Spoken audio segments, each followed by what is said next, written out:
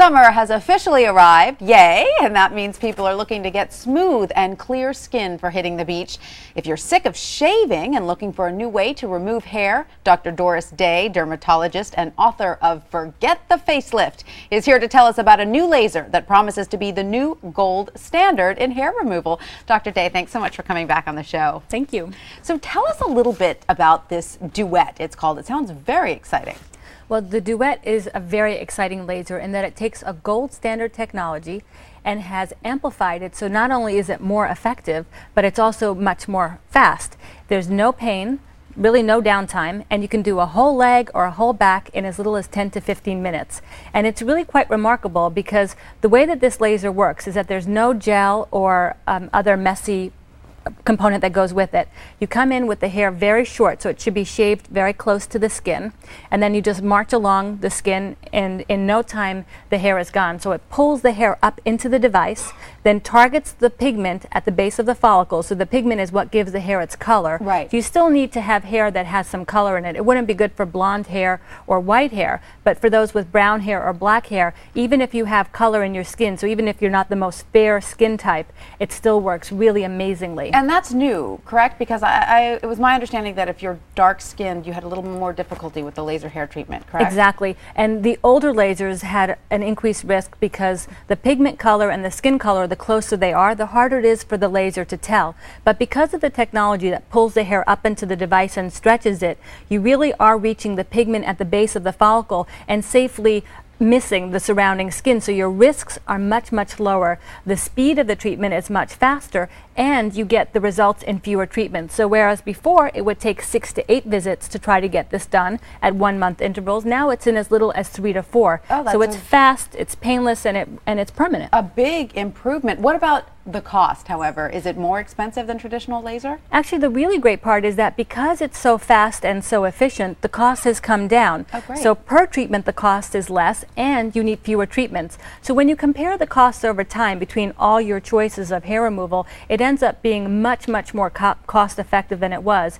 And part of the reason why I recommend these treatments is that people do have so many issues with hair removal from so many other sources, Sure. and also just having problems around the hair follicles anyway. So when you eliminate the follicle, especially when it's permanent, you eliminate all the problems that go along with that. So can you use the Duet all over your body, even on your face? Yes, the Duet can be used anywhere on the body. So it's using a light shear diode, which is the gold standard energy technology, and then it's improved on that by using the advances that we have and our understanding of laser hair removal to actually make it go faster and with a lot less mess, because there's no gel or anything that goes with it. But the Duet is still something that you have to do in a doctor's office. This is a critical point. You know, I talk about how safe these treatments are, but they are medical treatments. This is a form of laser surgery, and it has to be done by a physician or under the direct supervision of by the physician, by a physician's assistant. So these are medical treatments. These are not spa treatments, and there are risks to everything. Sure. So they do have to be done properly. But they are more efficient than these sort of over-the-counter laser treatments that you can buy now.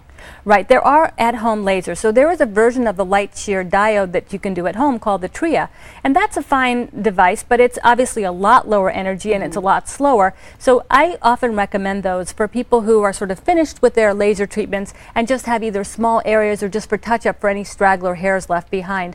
But it's two completely different things. I think those are fine, but they are a whole different energy level. Right, not as efficient. All right, let's talk a little bit about other forms of hair removal if you can't get the laser treatment done.